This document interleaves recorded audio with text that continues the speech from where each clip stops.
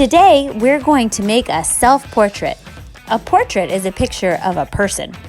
A self-portrait is a picture of yourself.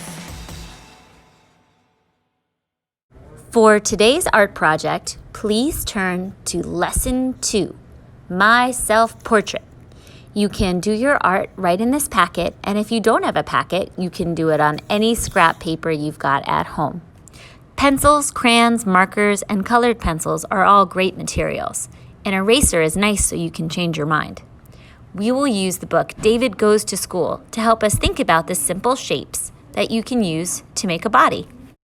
Let's start with a circle for the head. Should I make a big circle? No, that's way too big. We don't have enough room for our body. Let's try again. Should we draw a tiny little bitty circle? No, you can't even see it. That's way too small.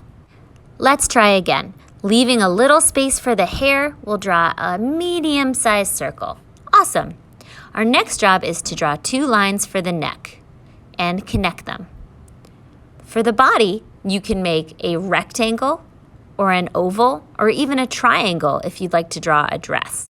Now for your legs. Are legs short little shapes? No, they're pretty long actually, right? You want them to be long enough to run and jump, so let's make some long rectangles. A lot of people draw arms here, but do your arms come out of your belly? No, that doesn't make any sense, right? Let's try again. Where do your arms live? Ooh, they come out of your shoulders, right? So let's draw our rectangles or oval shapes right here.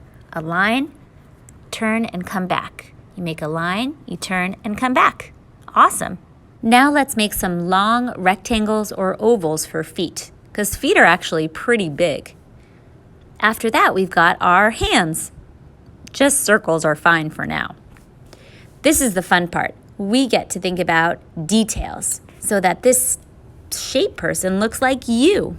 We'll start with eyes, and this is where artists have different styles. You can just make dots. You can make dots with circles around them, like googly eyes, or you can make a more realistic eye with a dot, a circle, and a curvy line on top and a curvy line on the bottom. Now let's talk about noses.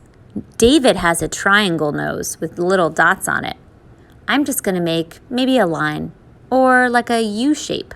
Some artists like to draw like the letter L, and that reminds them of a nose. Some artists don't draw a nose at all. Next, your mouth. I'm happy, so I'm drawing a wide letter U shape. David has an open mouth and triangle teeth, like a wolf or a vampire.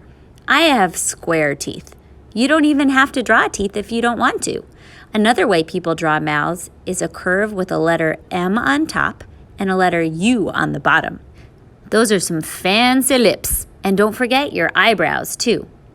Next, we're going to need some ears, like a letter C and a backwards letter C. They go in the middle of your head. Last, we need to draw your hair, and that's where this will really start to look like you. My hair is always kind of messy.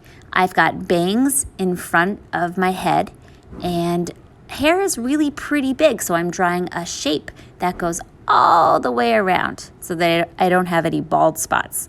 I've usually got a big, messy bun in the back of my head with a little bit of hair sticking out.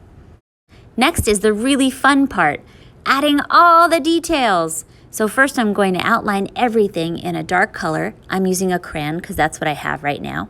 I'm wearing some yellow flowery pants and a blue shirt. I've got my glasses, and try to find a color that feels like your skin tone. All the details you put in your work help tell a story about who you are.